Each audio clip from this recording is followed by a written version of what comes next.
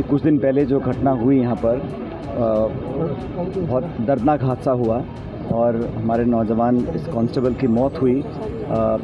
इसकी मुझे लगता है कि पुलिस को, प्रशासन को, सरकार को एक गहन, निष्पक्ष और एक ऐसी जांच करानी चाहिए जिससे पूरा तथ्य सामने आए। मैंने परिजनों से मुलाकात करी है और हम चाहेंगे कि सरकार इनके पूरे परिवार को जो मापदंड हैं उसके अनुसार पूरी मदद, सहायता, सहयोग करें। 3 छोटे बच्चे हैं, उनकी पढ़ाई, उनकी जो विधवा है उनके लिए धनराशि का संसाधन पर्याप्त मात्रा में पहुंच सकें और हर संभव सहयोग हम लोग भी करेंगे। लेकिन मुझे लगता है कि इस प्रकार का अगर हादसा हुआ है तो अलग प्रक्रम है, लेकिन अगर कहीं और कुछ अंदेशा जो परिवार को है उसका भी खुलासा होना चाहिए, लेकिन जांच के बाद होना चाहिए। तुरंत प्रभाव से अब तक एक व्यक्ति को डिटेन किया है, लेकिन कार्रवाई और जल्दी हो ताकि गलती की सज़ा तुरंत मिले। और कोई व्यक्ति भी हो, मैं मानता हूँ चाहे ये जिला हो या प्रदेश हो, देश हो, कहीं कोई व्यक्ति गलत काम अगर करता है तो उसको उसके अनुरूप सख्त से सख्त सज़ा मिलनी चाहिए और लोगों को न्याय मिले।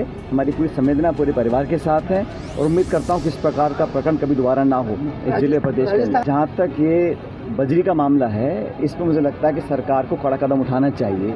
अगर कहीं कोई गैर कानूनी काम हो रहा है उसको अगर सरकार, प्रशासन सख्ती से नहीं निपटेगी तो और लोगों के अंदर साहस बढ़ेगा इस प्रकार के काम करने के लिए। और अगर इस ऐसी घटनाओं से लोगों का मनोबल टूटता है, कल ये नौजवान पुलिस में काम करता था, पूरी पुलिस फोर्स का मनोबल टूटेगा अगर हम लोग सख्ती से नहीं निपटेंगे।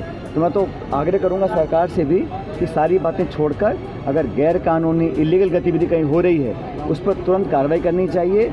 और हम लोग जो विपक्ष में हैं, हम लोग पूरी मांग रखेंगे सदन के अंदर, सदन के बाहर, कि इलीगल, गैर कानूनी कोई भी कार्रवाई हो, कोई कितना बड़ा प्रभावशाली व्यक्ति हो, लेकिन उसके कहने पर अगर सरकार आँख मूंद लेगी और गैर कानूनी कार्रवाई होती रहेगी उसको हम बर्दाश्त नहीं करेंगे। उन्होंने जो कहा है कि तीनों छोटे बच्चे हैं, उनकी पढ़ाई के लिए सरकार खर्चा उनका उठाए, शहीद के दर्जे की मांग रखी है, उसकी भी जांच सरकार को करनी चाहिए। कैसे उसको हम दे सकते हैं रहने के लिए मकान, उनकी जो धर्मपत्नी है उनको आर्थिक मदद, और इलाके में जो जो उनके लिए हम कर सकते हैं पूरा सहयोग हम लोग भी करेंगे। लेकिन मैं चाहता हूं कि सरकार भी तुरंत प्रभाव से इस पर कार्रवाई करे और संवेदनशीलता दिखाते हुए इस पर लोगों की मदद करने का, इस परिजन की पूरी मदद करने का काम करना चाहिए। हम सब लोगों की विधायक दल की बैठक है, हम सब चर्चा करेंगे।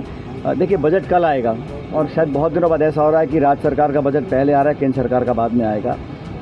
अब जो उन्होंने अंतरिम बजट पेश किया था, बहुत सारी बातें तो उस बजट की पूरी नहीं हो पाई हैं, तो देखते कल सरकार क्या बजट लेकर आती है। लेकिन जहाँ तक अब तक हमने रवैया देखा है, सरकार में तय नहीं हो पा रहा है कि कौन क्या जिम्मेदारी संभालेगा। आपस में इतना खिंचाव है, इतने सारे सत्ता के केंद्र बन चुके हैं, मंत्री इस्तीफा दे रहे हैं, वो स्वीकारा जा रहा है, अस्वीकार किया जा रहा है, किसी को मालूम नहीं है, तो असमंजस की स्थिति बनी हुई है। तो ये सरकार को मुझे लगता है अपने कार्यशैली को सुधारना चाहिए। जनता ने बहुमत देकर राज करने का आपको निर्देश दिया है और अभी सरकार को सिर्फ 6-7 महीने हुए हैं, लेकिन हर क्षेत्र में, आप ग्रामीण क्षेत्र में जाइए, सारे विकास के काम ठप पड़े हैं। जिन कामों की स्वीकृति हम लोग दे चुके थे हमारी सरकार में, जिनकी शासनिक स्वीकृति और आर्थिक स्वीकृति निकल चुकी है, उन कामों को भी पूरा नहीं कर पा रहे हैं। तो निर्माण काम, विकास के काम बिल्कुल ठप पड़े हैं। अब आचार संहिता का बहाना लेकर हम कब तक काम रोक के रखेंगे? तो हर क्षेत्र में बिजली पानी की जो किल्लत इस बार हुई है, शायद पहले इतनी कभी नहीं हुई। तो सरकार तो अपना काम नहीं कर पा रही है और मुझे लगता है कि जनता भी कल देखेगी किस प्रकार का बजट ये सरकार लेकर आती है। सच दिखाते हैं और सच को देखने के लिए हमारे चैनल को लाइक करें, सब्सक्राइब करें और बेल आइकन दबाना बिल्कुल ना भूलें।